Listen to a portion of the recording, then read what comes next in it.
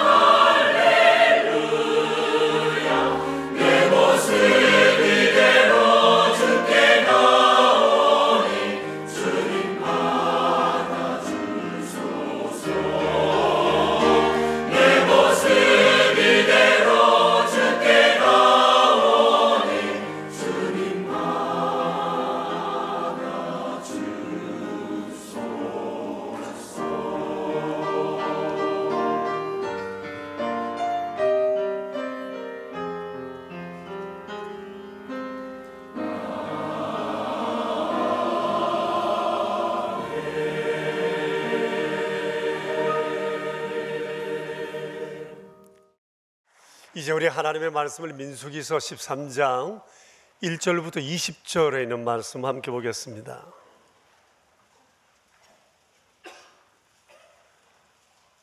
민수기서 13장 1절부터 20절입니다. 구약성경 215조. 이제 우리 함께 하나님의 말씀을 받들어 읽겠습니다. 여호와께서 모세에게 말씀하여 이르시되 사람을 보내어 내가 이스라엘 자손에게 주는 가나안 땅을 정탐하게 하되 그들의 조상의 가문 각 지파 중에서 지휘관된 자 한 사람씩 보내라. 모세가 여호와의 명령을 따라 바란 광야에서 그들을 보냈으니 그들은 다 이스라엘 자손 내 수령된 사람이라. 그들의 이름은 이러하니라. 르우벤 지파에서는 사쿨의 아들 삼무아요. 시몬 지파에서는 호리의 아들 사바시요. 유다 지파에서는 여분네의 아들 갈렙이요. 이사갈 지파에서는 요셉의 아들 이갈이요. 에브라임 지파에서는 눈의 아들 호세아요. 베냐민 지파에서는 라부의 아들 발디요. 스볼론 지파에서는 소디의 아들 갓디엘이요. 요셉 지파 곧 모나세 지파에서는 수시의 아들 가시요. 단 지파에서는 그말리의 아들 암미엘이요. 아셀 지파에서는 미가엘의 아들 서두리요. 갓 지파에서는 마기의 아들 거우엘이니 이는 모세가 땅을 정탐하러 보낸 자들의 이름이라. 모세가 눈의 아들 호세아를 요수아라 불렀더라. 모세가 가나안 땅을 정탐하러 그들을 보내며 이르되 너희는 네겝길로 행하여 산지로 올라가서 그 땅이 어떠한지 정탐하라. 곧 그 땅 거민이 강한지 약한지 많은지 적은지와 그들이 사는 땅이 좋은지 나쁜지와 사는 성읍이 진영인지 산성인지와 토지와 비옥한지 메마른지 나무가 있는지 없는지를 탐지하라. 담대하라. 또 그 땅의 실과를 가져오라 하니 그때는 포도가 처음 익을 즈음이었더라. 아멘. 오늘과 다음 주에도 주어진 성경 읽기 일과대로 우리가 민수기서의 말씀을 이제 보게 됐습니다. 민수기서의 본래 제목은 광야에서입니다. 이를 민수라고 해서 사람의 숫자를 세웠다, 인구조사를 했다, 그리고 이것을 기록한 책이라고 한 것은 레위기서와 마찬가지로 70인역의 번역을 따라 이렇게 이름을 지었습니다.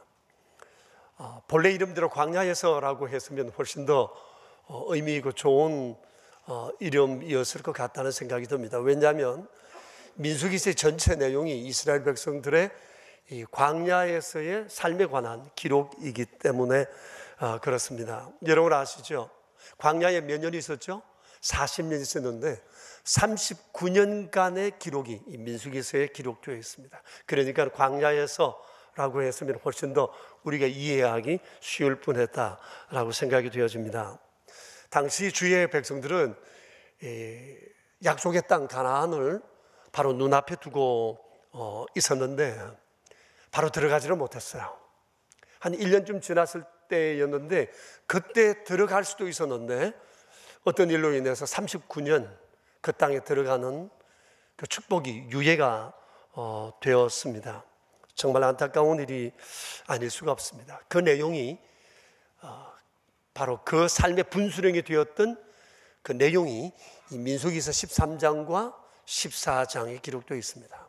그러니까 민수기서는 주의 백성들의 삶에 애환이 담긴, 어떻게 생각하면 참 슬픈, 가슴 아픈 얘기가 기록된 책이다, 이렇게 말할 수가 있습니다. 그렇게 되었던 이유가 있습니다. 오늘 이 이유에 대해서 말씀드리기 위해 먼저 여러분에게 출애굽 40년 동안의 여정을 지도로 먼저 설명을 드리도록 하겠습니다. 이것이 애굽, 그리고 시내 광야, 바란 광야, 모압 평지, 그리고 저쪽 위쪽 길갈이라고 서 있는 그 아래 위쪽이 가나안 땅입니다. 주의 백성들이 출애굽하게 되었던 연대가 BC 1446년 1월 15일이었습니다.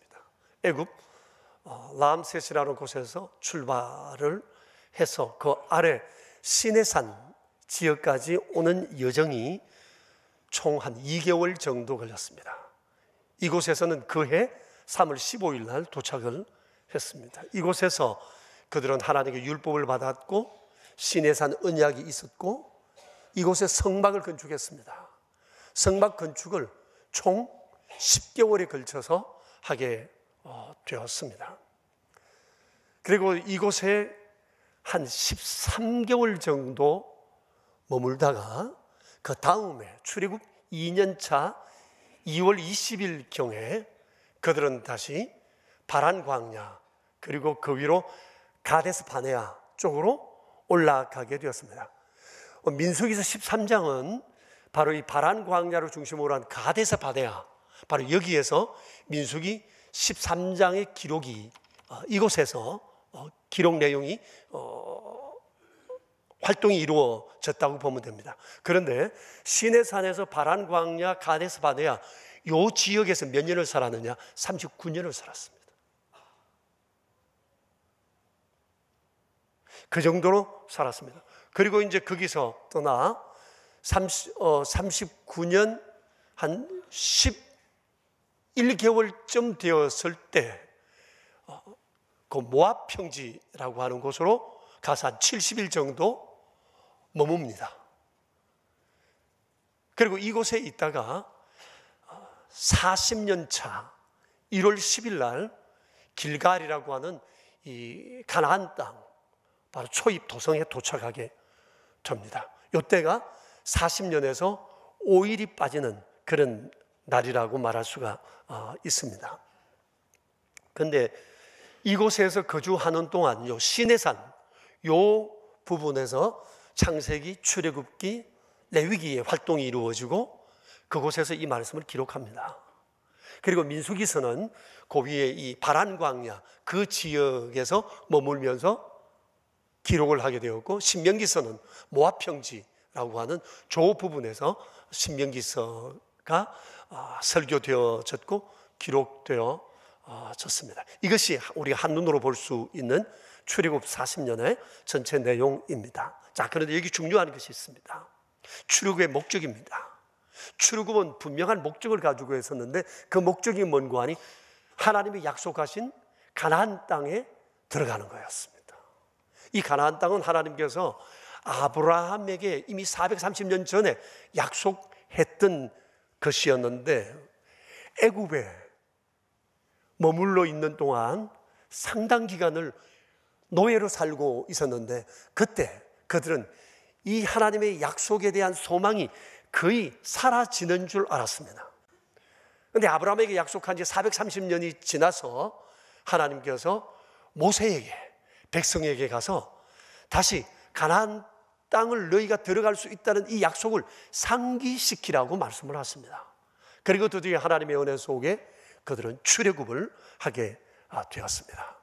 출애굽한 지 한 14개월쯤 되어서 가데스 바네아 바로 저 지역에서 가나안 땅을 바라보게 되었습니다. 이제 얼마 있지 않으면 하나님의 약속의 땅 가나안 땅에 들어가게 되었는데 이 약속이 다시 39년을 유예되면서 바란 광야 지역에서 수십 년 동안 이렇게 그들은 유랑하게 되었던 것입니다. 이때 이 은총 유예의 사건은 구약 성경에 계속 은총 유예의 샘플로 기억이 되고 하나님의 백성들이 하나님과 바른 관계를 맺지 못하고 자꾸 어설픈 짓하고 그럴 때마다 하나님께서 이 광야에서 있었던 은총 유예의 사건을 자꾸 그들에게 상기시키십니다. 정녕 너희가 그때처럼 되고 싶은 거냐?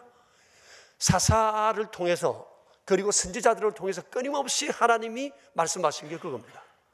그러니까 구약 성경의 역사 가운데 항상 이 광야 40년의 유랑 생활 이것은 언제나 그 백성들을 바로잡기 위한 하나님의 교육의 샘플로 수단으로 늘 사용되고 있었다고 하는 사실입니다. 오늘날 우리가 성경을 공부하는 이유가 바로 그겁니다. 우리가 왜 창세기, 출애굽기, 레위기, 신명기 이 어려운 이 성경을 공부하는가? 이유는 바로 여기 있습니다. 역사는 산교육의 장이기 때문에 그렇습니다. 우리가 아는 것처럼 역사는 직선으로 가지만 역사의 속성은 그때나 지금이나 비슷합니다. 그래서 사람들은 항상 역사는 돈다는 얘기는 직선적인 역사가 아니라 역사의 속성이 비슷하다, 그런 얘기입니다. 그래서 역사를 통해 배우지 못하면 아무것도 배울 수 없다는 얘기가 바로 그런 부분입니다. 우리가 기억해야 할 것이 있습니다. 보십시오. 하나님과 바른 관계가 되지 못할 때 주어지고자 했던 은총이 유예된 것처럼 오늘날 이런 은총 유예의 사건은 오늘 우리에게도 여전히 있다고 하는 사실이에요. 이건 그 옛날 3,500년 전의 사건이 아닙니다. 옛날 이야기가 아닙니다.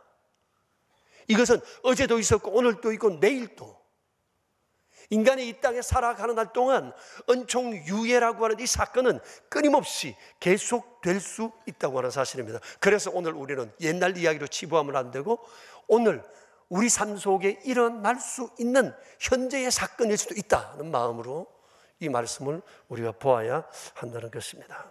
자, 그러면 당시 왜 이런 은총 유예의 사건이 벌어질 수밖에 없었을까? 그 과정을 설명드리겠습니다. 좀 전에 말씀드린 것처럼 주의 백성들은 이제 하나님의 약속하신 가나안 땅을 바로 눈앞에 두고 있었어요. 얼마나 흥분되었을까요? 그런데 신명기서 1장 21절에 보면 마음이 아주 가슴이 부품과 동시에 그들 안에 두려움과 주저함이 있었습니다. 왜냐하면 그 땅에 대한 아무런 정보가 없었기 때문입니다. 그래서 신명기서 1장 22절에 보면 백성들이 모세에게 한 가지 제안합니다. 우리가 그 땅에 대해서 아는 것이 없으니까 사람들을 먼저 올려보내서 그 땅 사정을 알게 한 다음 우리가 어디로 올라가는 것이 좋은지 백성들에게 말하면 좋지 않겠느냐. 이 얘기를 모세가 좋게 여겼고 하나님께서도 좋게 여기셔서 흔쾌히 허락해 주셨습니다. 그 내용이 오늘 본문 1절 2절에 나와 있습니다. 같이 한번 읽어볼까요? 여호와께서 모세에게 말씀하여 이르시되 사람을 보내어 내가 이스라엘 자손에게 주는 가나안 땅을 정탐하게 하되 그들의 조상의 가문 각 지파 중에서 지위 관된 자 한 사람씩 보내라고 말씀을 하셨어요. 그래서 즉각 이것은 시행되었고 각 지파에서 비교적 젊은 청에서 대표자 한 사람씩 선발해서 12명을 가나안 정탐꾼으로 선발해 보내게 되었습니다. 보내면서 모세가 당부한 것이 있었는데 그 내용이 18절부터 20절에 나옵니다. 그 내용이 어떤 거죠? 너희는 가서 그 땅 거민이 강한지 약한지 그리고 많은지 적은지 그 땅이 살기에 좋은지 나쁜지 그리고 그 성읍은 진영으로 꾸며져 있는지 거저 산성인지 토지는 비역한지 메마른지 나무는 있는지 없는지 탐지해라. 담대함을 가지고 탐지하도록 해라. 그리고 올 때 그 땅의 정표로 실과를 가져오라고 당부를 했습니다. 이렇게 40일 동안 정탐이 이루어졌습니다. 낯선 지역에 들어가서 정탐을 하는 일이 쉽지 않았을 거예요. 위험할 수도 있었을 거예요.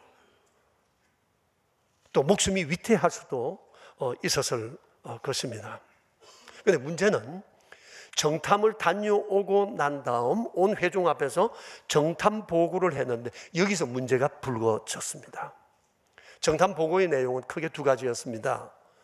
13장 27절 28절에 그 내용이 나와 있는데 첫째 보고는 그 땅은 과연 젖과 꿀이 흐르는 곳이었다라고 하는 겁니다. 그리고 다른 하나는 그 땅 거주민은 강하고 성읍은 견고하고 심이 클 뿐 아니라 그곳에 있는 사람들의 신체가 장대해서 그들에 비해서 우리는 메뚜기와 같아 보였다는 얘기입니다. 이 얘기를 듣자마자 백성들 중에 난리가 났습니다. 여호수아와 갈렙 두 사람 빼놓고 정탐 갔던 10사람과 온 백성이 밤이 새도록 통곡하고 소리 지르며 하나님께서 주시겠다고 약속한 가나안 땅을 악평하고 하나님과 모세를 원망했습니다. 난리도 아니었습니다. 그들의 얘기는 이런 거였습니다. 14장을 보시면 땅은 좋은데 가면 우리 모두 죽는다. 포기하자. 애굽으로 돌아서자. 이제는 모세는 우리의 지도자가 아니야. 새로운 지도자를 세워서 우리가 다시 가나안 땅으로 향해 돌아가자고 얘기를 했습니다. 여호수아와 갈렙이 만류했지만 듣지를 않았습니다. 그때 하나님께서 진노하셨어요. 그 내용이 14장 11절 12절에 나와 있습니다. 같이 한번 읽어볼까요?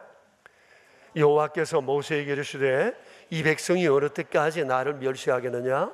내가 그들 중에 많은 이적을 행하였으나 그들이 어느 때까지 나를 믿지 않겠느냐? 내가 전염병으로 그들을 쳐서 멸하고 내게 그들보다 크고 강한 나라를 이루게 하리라. 자, 여러분 보세요. 어느 때까지 두 번이나 말씀하시는 것으로 봐서 지난 14개월여 동안 이들이 하나님의 속을 얼마나 태웠는가를 주님 말씀하고 계시는 겁니다. 하나님의 말을 듣지 않고 하나님에서 함부로 말하고 원망한 세월이 그 세월 동안 너무너무 많았다, 그 얘기입니다. 그래서 하나님이 진노하셨어요. 전염병으로 내가 전멸시키고 새로운 민족 시작한다. 말 잘 듣는 놈들, 강한 놈들로, 심령도 튼튼한 놈들로 내가 다시 세우겠다고 주께서 말씀을 하시자 모세가 덜컥 겁이 났습니다. 그래서 하나님 앞에 하나님의 긍휼을 간구했습니다. 그 내용이 13절부터 19절에 나오는데 이런 내용입니다. 하나님, 용서해 주세요. 죽이려고 출애굽시킨 것 아니잖아요. 행여나 이들을 벌하신다고 해도 어찌 부모의 죄를 자식에게 물릴 수 있습니까? 모세의 간구를 들으시고 나서 하나님께서 징계의 수위를 다소 낮추셨어요. 그래서 20절에서 이렇게 말씀하십니다. 내가 네 말을 듣겠다. 그래서 부모의 죄를 자식에게 묻지는 않겠으나, 그러면서 쭉 말씀을 하세요. 나를 원망한 20세 이상 남자들은 한 사람도 그 땅에 들어가지 못한다. 여호수아와 갈렙 외에는 전부 다 광야에서 죽을 거다. 그리고 그들이 정탐한 40일을 하루를 1년으로 계산하여 40년을 너희로 하여금 광야에서 유랑하게 할 것이라. 그리고 말씀하십니다. 이로써 나를 싫어하면 어떻게 되는지를 내가 알게 할 거다 그 말씀을 하셨어요. 여러분, 이렇게 해서 약속의 땅은 눈앞에 보고도 들어가지 못하게 되었습니다. 축복이 유예가 된 것입니다. 부모 세대의 잘못으로 자식들까지도 애꿎게 고생을 했어야만 되었습니다. 후에 막급했을 것입니다. 지난 세월 하나님 앞에 믿음으로 바로 서지 못했던 것, 하나님의 말씀을 신뢰하지 못했던 것, 하나님을 따르지 못했던 것에 대해서 그들은 많이 가슴 아파했을 것입니다. 자, 문제가 바로 여기에 있었습니다. 여러분, 뭐가 문제였죠? 정탐 자체는 아무런 문제가 없었습니다. 어떤 사람은 정탐이 문제였다고 얘기합니다. 그렇지 않습니다. 하나님이 말씀하시면 토 달지 말고 그냥 따르고 무조건 가면 되지. 정탐은 무슨 정탐이냐? 그렇게 말하지만 그렇지 않아요. 왜냐하면 하나님께서 이 정탐을 허락해 주셨기 때문에 그렇습니다. 2절에 주님이 가라 그러셨지 않습니까? 방법도 가르쳐 주셨습니다.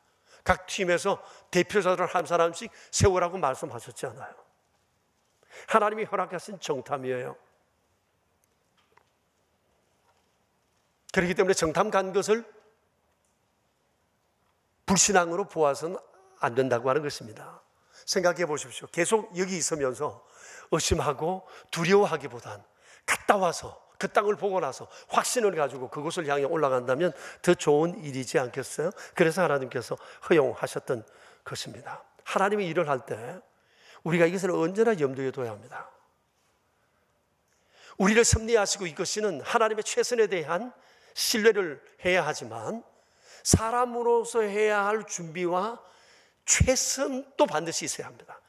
이 둘이 보완이 될 때 하나님의 뜻이 이 땅 가운데 이루어지는 것입니다. 하나님께서 모든 것을 주도하시는 것 틀림없습니다. 하나님이 다 하실 것입니다. 알아서 하실 것입니다. 나는 하나님을 믿는다고 생각하고 하나님만 믿고 우리의 할 일을 전혀 하지 않은 것은 신비주의자입니다. 제가 아는 어느 목사님, 자기는 기도 많이 하고 그냥 설교 준비하지 않고 강단에 올라갔는데요. 그럼 하나님이 말씀을 주신대요. 난 그 말을 믿지 않습니다. 그가 어떻게 무슨 말씀을 전하는지에 대해서 제 생각은 아주 뻔하다는 생각이 듭니다. 그건 신비주의자입니다. 그럼 공부는 왜 필요합니까? 사람이 할 수 있는 일은 해야죠. 건강관리는 왜 하는 거죠? 왜 먹어야 하는 거죠? 왜 일해야 하는 걸까요? 왜 우리가 생각해야 하는 걸까요? 고민해야 하는 걸까요?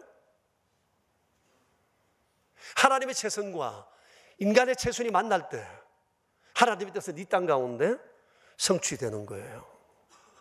그러니 하나님이 가나안 땅 주시겠다고 말씀하셨는데 하나님 주실 거예요. 반드시. 인간으로서 해야 할 준비 최선은 다 해야 돼요. 거기에 정탐도 포함되어 있다고 하는 것입니다. 요즘도 선교사들이 파송되기 전에 현장을 다녀오는 경우들이 많습니다. 믿음이 없어서일까요? 아닙니다. 그 지역에 대한 정보와 지식을 얻고 하나님이 주신 선교를 더욱더 효과적으로 감당하기 위해서입니다. 우리 교회가 필리핀 쿠모바오 선교를 시작할 때도 제가 두 분의 집사님을 그곳에 정탐을 보내었습니다.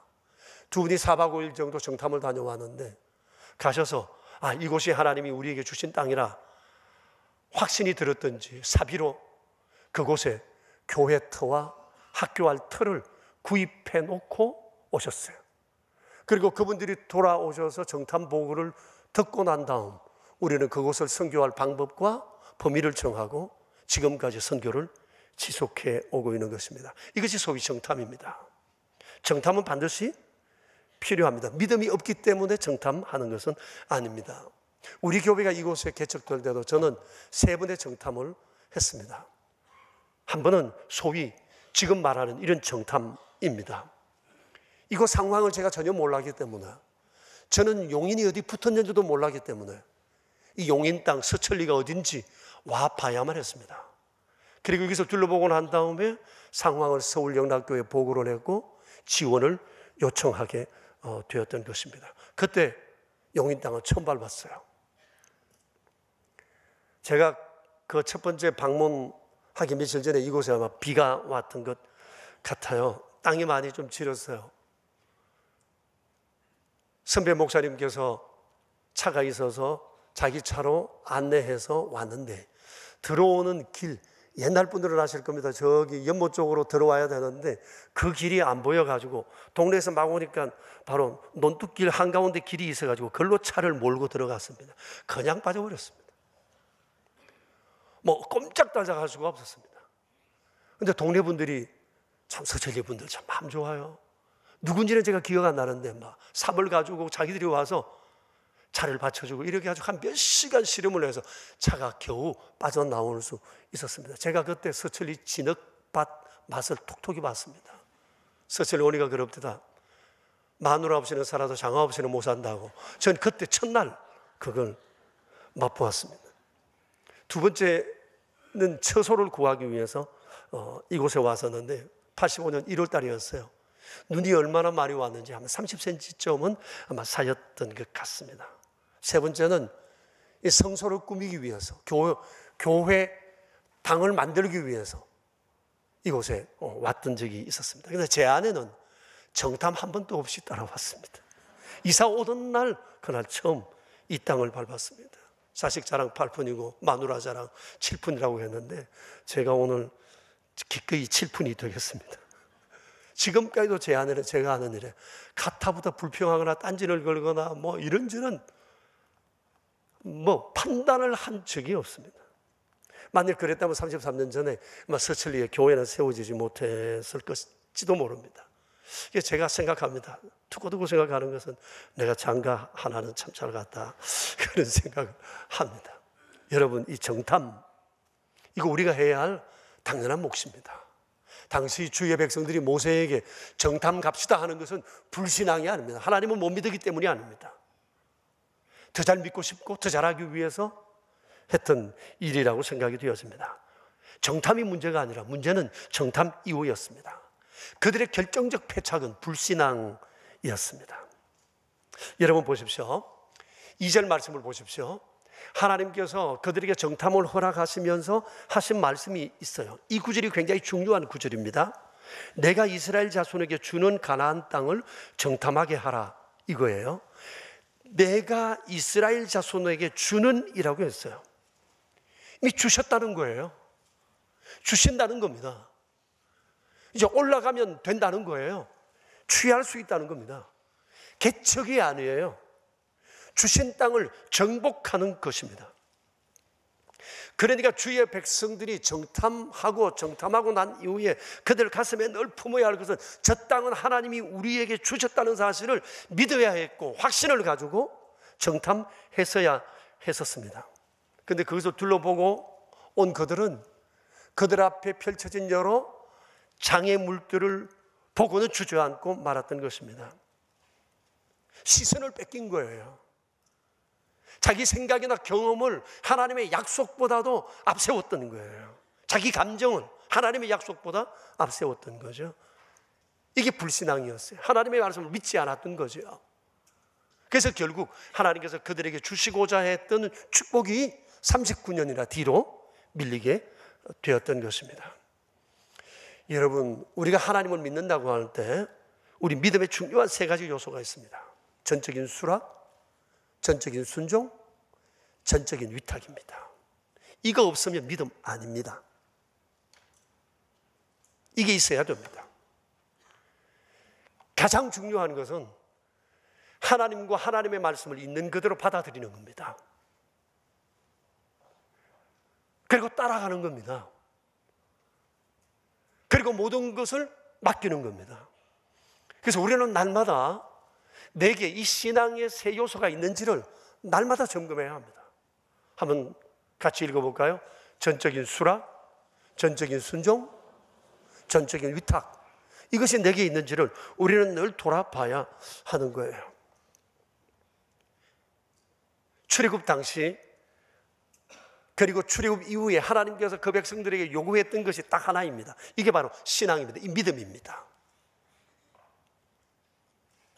나를 믿어라. 내 말을 들으라. 그리고 나를 따르라. 이거 하나였어요. 하나님은 끊임없이 그들에게 이것을 요구했어요. 항상 나를 우선하고 내 말을 듣고 나를 믿고 나를 따르라는 거예요. 여러분, 지금 주의 백성들이 주님을 따른 지 이제 한 14개월 정도 되었습니다. 대충 보면. 이동안 그들에게 장애물이 얼마나 많았어요. 우선은 그들이 당시 노예 생활하고 있었습니다. 자유롭지 못했습니다. 애굽을 떠나 이주의 자유가 없었습니다. 그들의 땅도 없었습니다. 애굽을 떠나면 죽는 줄 알았습니다. 그런데 하나님께서 그들에게 출애굽을 약속합니다. 가나안 땅 생각을 다시 기억시킵니다. 그리고 그들을 향해 출애굽을 공지합니다. 그러자마자 그들 앞에 더 큰 장애물이 나타났습니다. 그게 뭐죠? 애굽 왕 바로의 마음이 강박하여 이 백성들을 노예로 더 심하게 부려먹기 시작합니다. 고생을 더 시킵니다. 더 두드리게 팹니다. 재료도 주지 않고 결과를 이루어내라고 합니다. 그리고 윽박지릅니다. 그런데 하나님의 은혜로 그들은 출애굽했습니다. 출애굽하고 난 다음에 또 그들 앞에 장애물이 닥쳤습니다. 애굽 군대가 죽이겠다고 따라옵니다. 열심히 달려가는데 앞에 보니 홍해 바다가 있습니다. 사면 초가가 되었습니다. 한쪽은 산지입니다. 한쪽은 모래밭입니다. 갈 곳이 없습니다. 죽었구나 생각했던 그때 하나님께서 홍해를 건너게 했습니다. 홍해를 건너면 끝난 줄 알았는데 또 장애물이 나타났습니다. 먹을 물이 없습니다. 다 목말라 죽게 되었습니다. 하나님 원망하고 난리가 났습니다. 그때 주께서 또 썰물을 단물로 바꾸어 마시게 하십니다. 이게 끝이 아니었어요. 며칠 전에 양식이 떨어졌습니다. 먹을 것이 없습니다. 또 얼마 갔더니 아말렉 사람들이 나타나 한판 전쟁 붙자 우리 지역인이 못 들어온다 라고 가로막고 있었습니다. 또 전쟁을 치러야 했습니다. 보십시오. 그들이 가는 길에 끊임없이 계속 삶의 장애물이 나타났습니다. 그러나 이 큰 장애물도 하나님 앞에서는 아무것도 아니었습니다. 지난 1년 4개월 동안 그들이 경험한 것은 하나님의 위대하심이었습니다. 못하실 것이 없으신 하나님이세요. 그분의 이름은 정말 여호와시고 여호와라는 이름 그대로 우리와 함께 하시고 우리를 위하여 활동하시는 분이시라는 것을 그들은 철저하게 경험을 했던 것입니다. 이 정도로 경험했으면 좀 달라져야 되는데 그들은 그러지 못했습니다. 그래서 주께서 하시는 말씀이 그겁니다. 어느 때까지 이들이 나를 향해 불신앙할 것인가 라고 하는 내용이었어요. 당장에는 문제가 해결되면 하나님 할렐루야 하다가도 어려운 일이 생기면 금방 주저앉습니다. 하나님 원망합니다. 여기에 그들의 문제가 있었던 것입니다. 그래서 우리가 민수기서를 통해서 깨닫는 것이 바로 이거예요. 그들에게 있어서 가장 큰 장애는 환경이 아니라 불신앙이라는 거예요. 환경이 어렵다 이게 문제가 아니라 하나님의 말씀을 못 믿고 하나님을 못 믿는 그 불신앙이 축복을 딜레이시키는 그런 요인이 될 수 있다고 하는 겁니다. 실제가 그랬잖아요.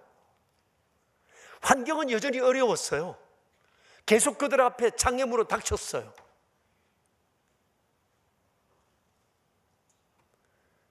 근데 결국 하나님을 향한 이 불신앙이 그들에게 은총을 유예시켰고 광야를 유랑하게 했던 것입니다. 오늘날도 다르지 않습니다. 우리도 마찬가지입니다. 우리 중에 어떤 사람은 하나님의 은총이 유예되어 여기에 서 있는 사람도 있을 것입니다. 될 줄 알았는데, 풀릴 줄 알았는데, 이제는 다 끝난 줄 알았는데 그렇지 않다는 사실들을 경험하시는 분들이 있으실 것입니다.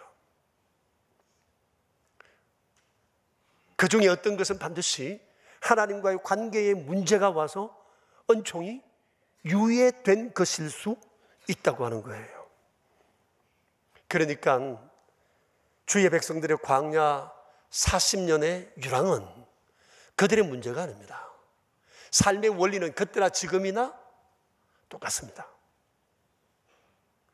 하나님과의 바른 관계, 그것이 우리 삶에 있어서 매우 중요한 삶의 키와도 같은 것입니다. 그래서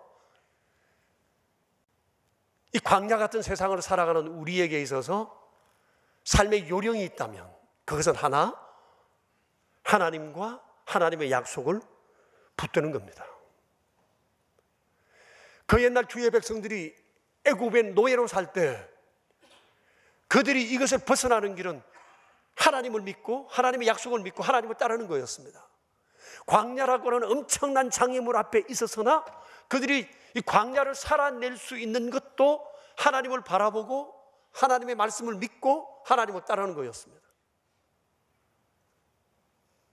환경은 다르지만 오늘 이 세상도 광야와 같습니다. 곳곳에 엄청난 장애물들이 존재하고 있습니다. 이런 광야 같은 인생을 살아가는 우리의 유일한 길이 있다면, 그것이 요령이라면 그것은 바로 하나님을 믿고 하나님의 말씀을 붙들고 주의 길을 따라 사는 거예요. 이 성경은 바로 하나님의 약속의 말씀이에요. 하나님은 하나님의 약속을 한 권으로 묶어 우리에게 주셨어요. 이곳에 곳곳에 보석 같은 빛나는 약속들이 가득 있습니다. 그런데 감사하게도 하나님께서 이 주님의 약속을 묶어서 우리에게 옅다 하고 주셨어요. 그럼 넙죽 받는 게 믿음입니다. 그리고 믿고 탐구하고 탐독하고 따라 사는 겁니다. 이게 우리가 잘 안 됩니다. 누군가 우리에게 백지 보정수표를 한 다발로 준다면 감격무지했을 겁니다. 성경 말씀도 하나님의 약속이에요. 어음이에요. 이렇게 우리가 볼 수 없을까요? 그러니 우리가 성경을 볼 때 이런 기대감이 없다는 거예요. 우리는 가까이 안 하죠. 어디 있는지도 몰라요. 성경이 너무 깨끗해요. 제가 얼마 전에 성경을 한 권 주웠는데요. 이름이 없어서 찾아주지를 못해요. 성경 표지는 빨간 성경인데요. 성경을 보니까 너무 깨끗해요. 아주 깨끗해요. 제가 줄은 어디 쳐졌나 싶어서 보니까 마가복음 어디 한 군데 요만큼 쳐져 있고 막 하나도 없어. 깨끗해. 그런데 앞쪽에 보니까 조금 이렇게 이 제본해 놓은 게 좀 터진 거 보니까 한 몇 년은 가지고 다닌 것 같아. 근데 깨끗해. 성경인데 기대가 없으니까 성경 가까이 할 이유가 없죠. 약속이라니까요. 여기에 이게. 그러니까 우리는 성경에 대해서 기대감을 잔뜩 가지고 있어야 돼요. 그래서 성경을 읽으면서 성경 안에 하나님의 약속이 나오면 무조건 밑줄을 치고 가슴에 담아야 하는 겁니다. 그럴 때 이 말씀이 내 인생의 방향이 되어요. 그리고 나를 이끌어주고 이것이 내 인생의 힘이 되는 것이죠. 그런데 중요한 것이 있어요. 하나님의 약속에는 반드시 순종이 따른다는 거예요. 이걸 잊지 말아야 돼요. 하나님은 약속과 함께 순종을 명령하셨어요. 약속과 순종은 함께 가는 거예요.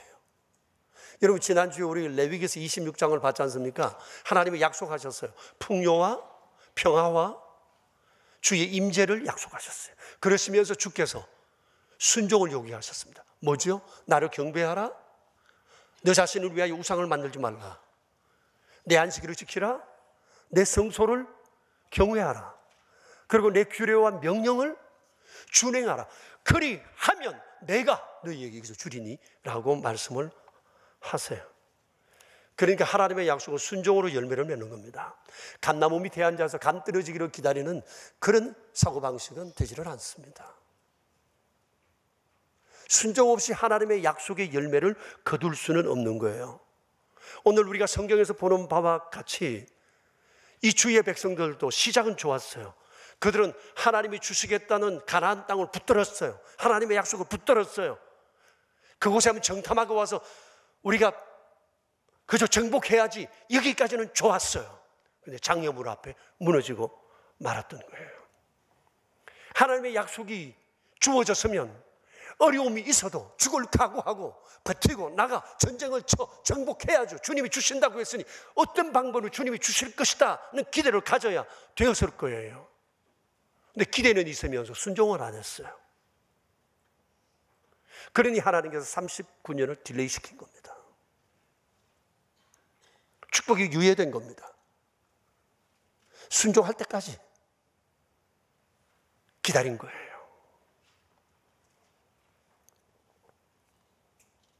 여러분, 우리가 믿음으로 산다고 하는 것은, 또 하나님을 믿는다는 것은 좀 더 쉽게 사는 요령을 터득하기 위해서 믿는 것 아니에요. 예수 믿는 우리에게도 장애물은 있어요. 불편할 수도 있고요. 원치 않은 일을 겪을 수도 있고요. 예기치 않은 일을 만날 수도 있어요. 세상 사람들이 소나기 맞으면 우리도 소나기 맞을 수 있다는 생각을 해야 돼요. 그러나 다만 그들과 다른 것은 하나님은 우리와 함께 소나기를 함께 맞고 계시다는 거예요. 바로 내 옆에 계시다는 거예요. 그리고 하나님은 거룩하신 약속의 말씀을 통해 우리를 이끌어 가신다는 겁니다. 그래서 세상이 감당하지 못할 사람 되게 하신다는 것입니다. 지난주에 일간신문의 책 광고 하나를 봤는데 책 제목이 불행을 피하는 52가지 기술이었습니다. 사보지는 않았습니다. 불행을 피할 수 있는 52가지 기술. 여러분 그 책에 대해서 호감이 생기나요? 사실 우리를 불행으로 빠뜨리는 삶의 요소들이 굉장히 많습니다. 그런데 어떤 사람은 기름지고 불 속으로 뛰어드는 사람도 있습니다. 이건 정말 바보 같은 짓입니다. 그렇게 살면 망한다는 걸 알면서도 그 길로 간다면 그 사람은 망할 수밖에 없습니다. 우리는 압니다. 이렇게 살면 안 된다는 것을 압니다. 그런데 세상에는 잘해보고 싶은데 불가항력적으로 어려움을 정말 피하고 싶은데 피할 수 없는 그런 일을 만날 때가 있어요. 이건 피할 수가 없어요. 그래서 기술로 안 돼요. 근데 많은 경우 여기에서 성패가 결정납니다. 문제 앞에서 사람들은 나가 떨어집니다. 더 이상 붙잡을 것이 없다고 생각하기 때문에 그렇습니다. 사람들은 문제 앞에서 문제를 힘들어합니다. 이런 문제는 아무런 쓰잘데없는 것이라고 생각합니다. 그러나 알고 보면 그렇지만은 않습니다. 문명과 역사의 발전은 불편함으로부터 시작이 되었습니다. 실패로부터 시작이 되었습니다. 어려움으로부터 시작이 되었습니다. 절망에서부터 시작이 되었습니다. 그것이 결국은 어떻게든지 이겨보려고 하다 보니 문명과 역사 발전의 과정이 되었던 겁니다. 그래서 역사학자 토인비는 말합니다. 그것을 도전과 응전이라는 말로 요약해서 얘기를 했습니다. 사람들 앞에서 끊임없이 도전이 다가오는데 이것을 어떻게 응전하느냐에 따라서 역사의 결과는 사뭇 달라진다라고 하는 것입니다. 사랑하는 여러분, 우리는 불편한 게 싫습니다. 아무런 문제 없이 살았으면 좋겠는데 세상이 그렇지는 않습니다. 이 세상은 광야거든요. 그랬으면 좋겠는데 예기치 못한 일들을 우리가 만날 때 있습니다. 그때 포기하거나 절망해서는 안 된다는 거예요. 우리 그리스도인은 더더욱 그렇습니다. 얼마 전에도 TV에서 상어에 관한 영상을 본 적이 있는데 오래전에 제가 상어에 대한 글을 하나 읽은 적이 있습니다. 큰 감동이었습니다. 바로 여러분, 이 상어는 척추동물 가운데 세계에서 제일 오래 사는 동물이라 합니다. 그린란드 상어는 400년, 500년까지도 산답니다.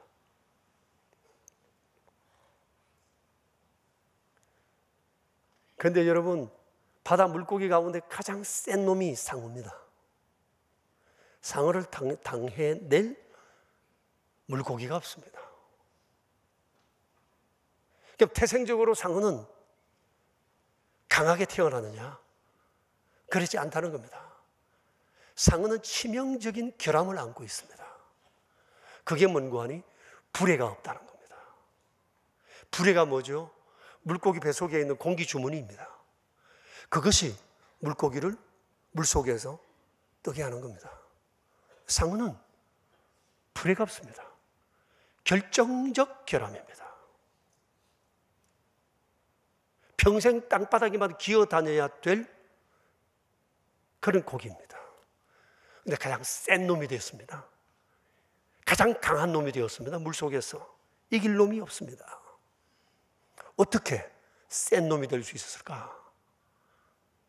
상어는 자신의 치명적 결함을 알기 때문에 태어나는 순간부터 목숨이 다하는 날까지 한 번도 주저함이 없이 유영하고 다닌다는 겁니다. 한 번도 멈추지를 않고 끊임없이 꼬리와 날개를 놀리며 유영을 한다는 겁니다. 결코 쉬는 법이 없다는 거예요. 그것이 결국은 상어를 바다에서 가장 센 놈으로 만든 계기가 됐다는 겁니다. 가장 치명적인 결함을 안고도 가장 센 놈이 되었다. 우리 여기에서 어떤 교훈을 발견할 수 있지 않습니까? 어디 상어뿐이겠습니까?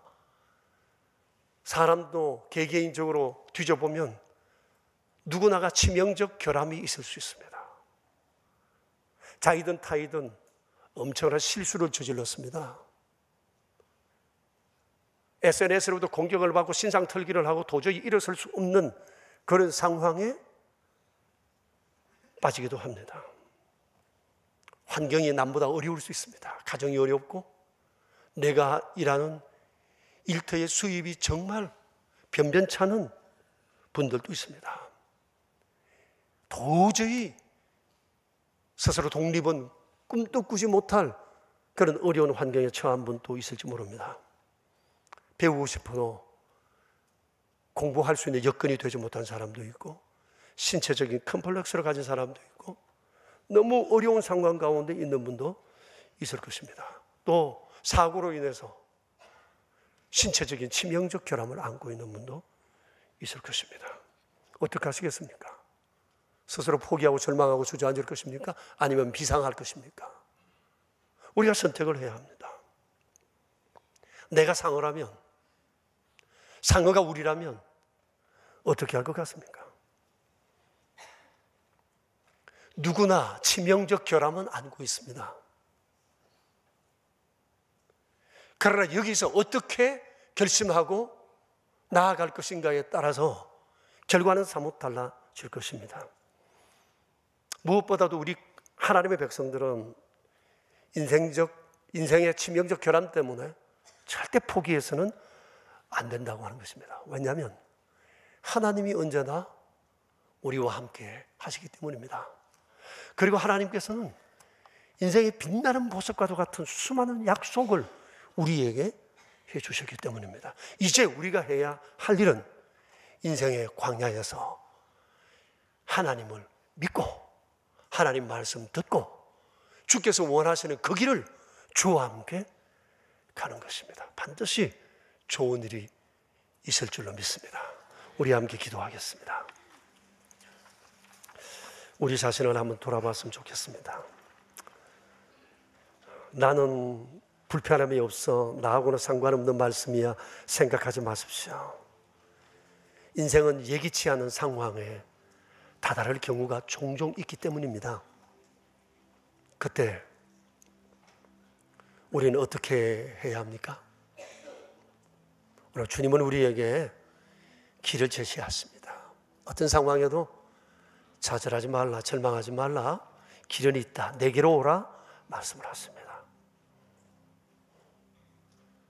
스스로 불행의 길로 들어가는 어리석은 자가 되어서는 안 됩니다. 길은 없습니다. 거기에는 망할 길을 찾아가서는 안 됩니다. 주님은 우리에게 보석같이 빛나는 인생길을 준비하고 계세요. 이게 그리스도인이 가지는 가장 큰 이점입니다. 주님이 우리와 함께 계시니 우리 믿음으로 승리하기를 원해요. 함께 주님 앞에 기도하며 나아가겠습니다. 하나님, 우리 아버지, 주님이 주신 땅을 향해 나아갔던 주의 백성들, 좌절함으로 진리이 되었던 그들의 인생길,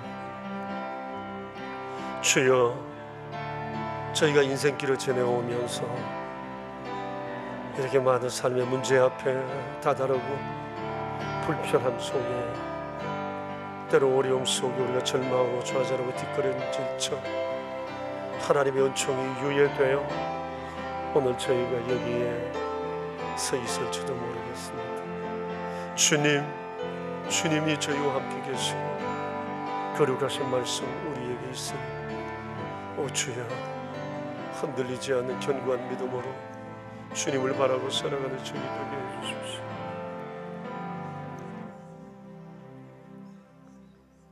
하나님 아버지, 정말 절망 속에 살던 주의 백성들에게 약속을 상기시키시며 인생의 목적을 새롭게 하길 원하셔서 출애굽시키신 자비로우신 우리 주님, 하나님의 약속을 눈앞에 보고도 놓치고 말았던, 축복이 유예되고 말았던 그 아픈 그 현장의 얘기를 오늘 저희가 보았습니다. 하나님 따라가면 불편함은, 어려움은 하나도 없을 것이라 생각하는 이 어리석음 때문에 그들은 끊임없이 하나님을 따르면서도 불평하고 원망하고 좌절하였습니다. 어쩌면 오늘 우리의 모습과 전혀 다르지 않는 그런 모습을 보면서 다시 한번 주님, 우리 안에 이런 불신앙은 없는지, 열매는 원하면서도 순종하지 못하고 살아가는 나태함은 없는지, 심지도 않고 거두려고 하는 요행심은 없는지, 불행인 줄 뻔히 알면서도 기름을 지고 불숲으로 뛰어드는 어리석은 행동은 하지 않는지. 오 주여, 오늘 이 아침 저희 자신을 돌아보고 다시 한번 거룩하신 주님을 전적으로 신뢰하고 순종하며 위탁하며 주의 길을 따라 살기 원합니다. 주님 약속의 말씀을 따라 살아가는 저희에게 반드시 주께서 좋은 것을 선물로 주실 줄을 믿습니다. 금년 이 한 해가 우리에게 새로운 삶의 분수령이 되는 은혜의 한 해가 되게 하여 주옵소서. 우리 구주 예수 그리스도 이름으로 기도합니다. 아멘. 존귀하신 주님, 광야에서 주의 백성을 이끄신 것처럼 광야 같은 세상에서 저희와 함께 하사 저희의 걸음을 여기까지 인도하신 주님을 찬양하며 감사드리며 귀한 예물 구별하여 주께 드립니다. 손길 위에 은총 베풀어 주시어 우리가 세상 사는 날 동안 날마다 주의 은혜를 덧입고 살아계신 하나님을 날마다 맛보며 주님을 세상에 드러내며 사는 아름다운 인생 되길 원합니다. 오늘도 11조로 감사 예물로 주정헌금으로 오른손 헌금으로 완달러 선교 헌금과 사랑의 식탁과 1,000번째의 예물로 주님 앞에 구별하여 드린 귀한 예물 그 손길 위에 복을 내리사 영원히 주만을 찬양하고 높이는 아름다운 삶 살아가게 하옵소서. 주님 예수 그리스도 이름으로 기도드리오며 이제는 왕 되신 주 예수 그리스도의 은혜와 만복의 근원 되신 아버지 하나님의 크신 사랑과 성령님의 인도하심이 모인 저희 무리들과 명선의 모든 가족들과 주님의 몸 되신 교회 위에 이제로부터 영원히 함께 계시옵기를 간절히 축원하옵나이다. 아멘.